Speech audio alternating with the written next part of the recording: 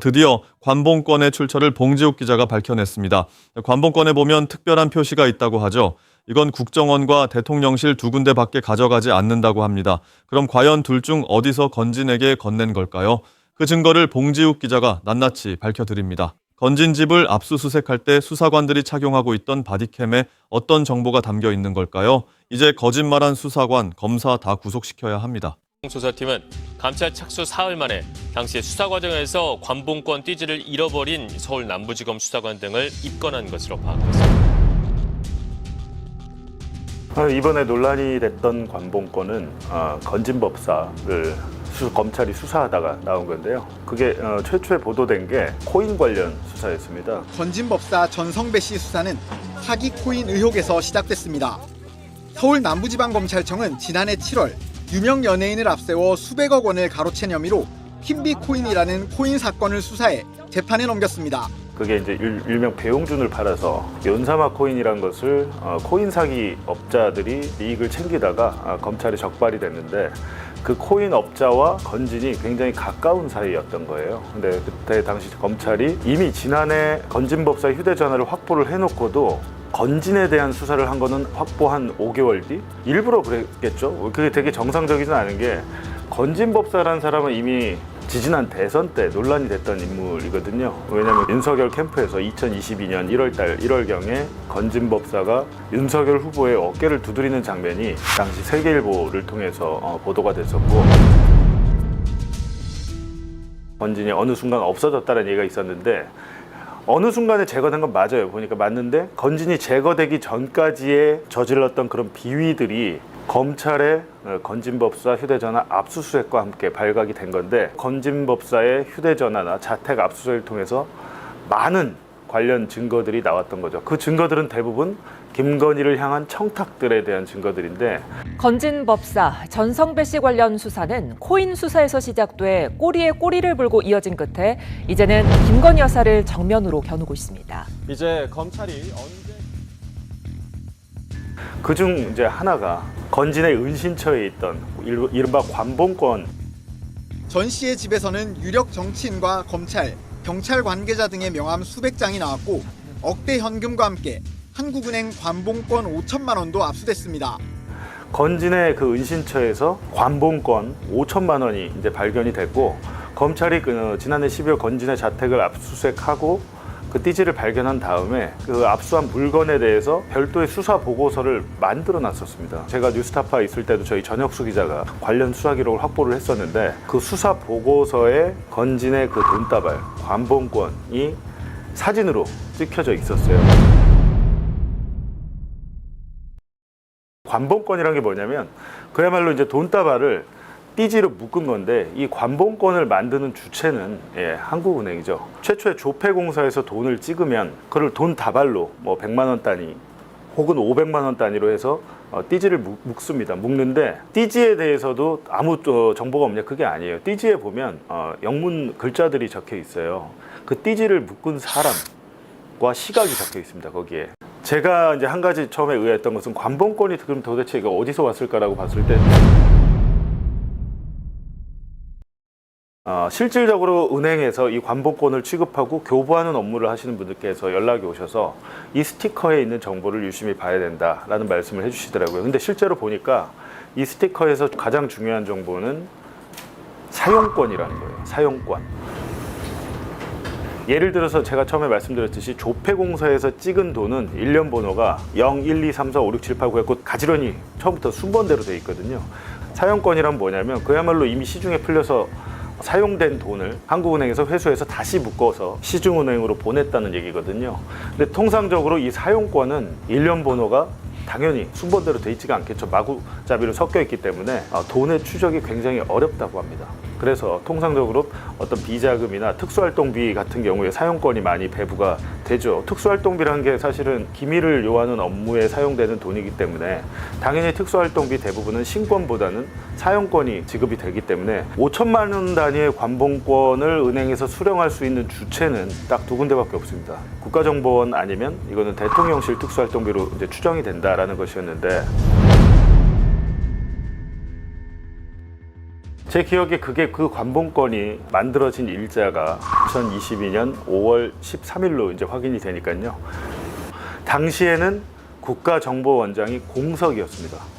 국가정보원장이 공석인 상황에서 국정원이 이 관본권을 수령했을 리는 만무했고, 이제 사흘 전인 5월 10일에 대통령으로서의 직책을 성실히 수행할 것을 국민 앞에 엄숙히 선서합니다. 2022년 5월 10일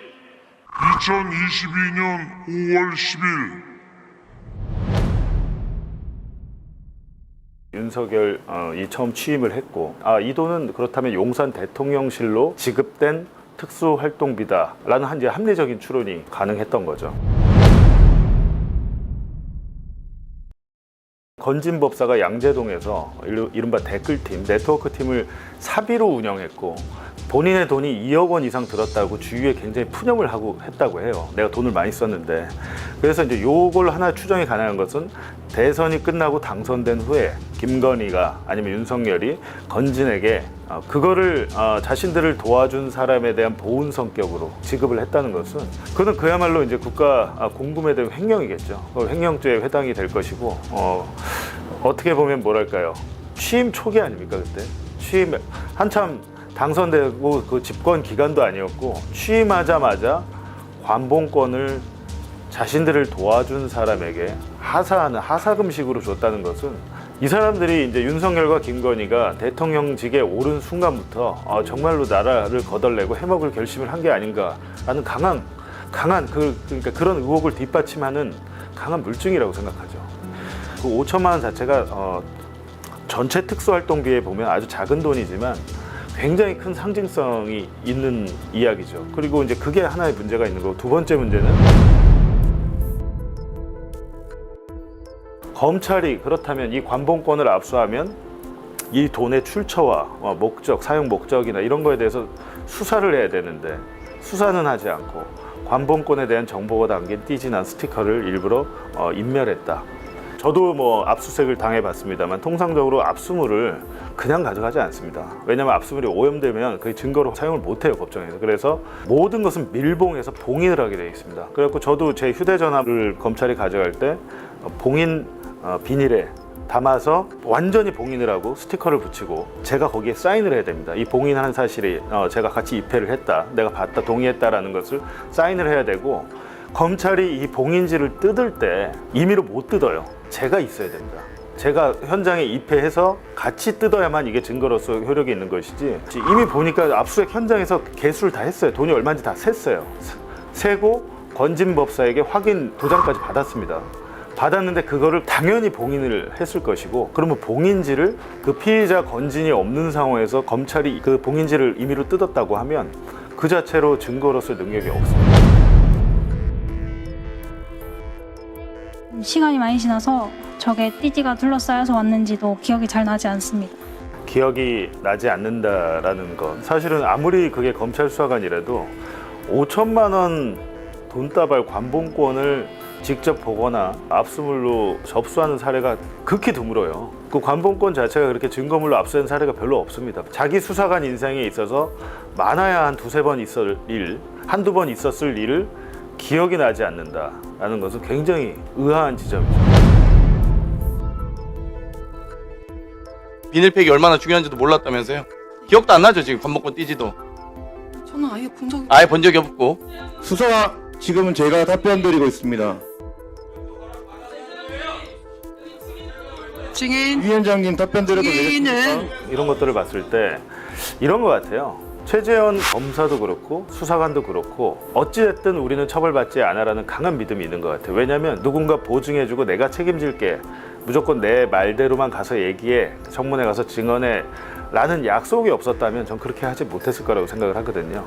어차피 너희 인사권은 나한테 있어. 그러니까 제가 볼 때는 이분들 인사권을 쥐고 있는 분께서, 높은 분께서 청문회 증언을 위증을 하라고 교사를 했을 가능성이 굉장히 높다라고 봅니다. 저는 수사관들이 좀 안 됐더라고요. 그냥 시원하게 얘기를 하면 될 텐데. 근데 이 사람들이 되게 순진한 걸 수도 있어요. 왜냐면 스티커 실물이나 띠지 실물이 없다고 해서 찾을 수 없는 게 아닌 게, 이미 자기들이 다 촬영을 해뒀고 압수수색 현장에서 통상적으로 검찰 수사관이 바디캠을 차고 들어옵니다. 그래서 제가 이제 어떤 얘기를 하고 싶냐면 바디캠 그 동영상을 한번 확인을 해봐야 되겠다. 왜냐하면 저희 집에 압수수색 왔을 때도 2명의 수사관이 바디캠하고 별도의 자기들의 휴대전화로도 그 촬영을 하거든요. 근데 그 영상을 확인해 보면 현장에서 이 관본권이 발견된 당시의 정황, 그리고 발견 후에 검사와 수사관 앞에서 건진법사 앞에서 이 관본권에 대해서 얼마인지 확인을 하는 정황, 그리고 건진법사가 그 금액에 대해서 동의하고 사인을 하는 상황, 이게 다 녹화가 돼 있거든요. 근데 일단 그 부분에 대해서 동영상을 확인할 필요가 있다는 것이고, 본인들이 이거를 관본권을 사진으로 찍어서 검찰 수사보고서를 작성했던 사실을 잊어버릴 것 같아요.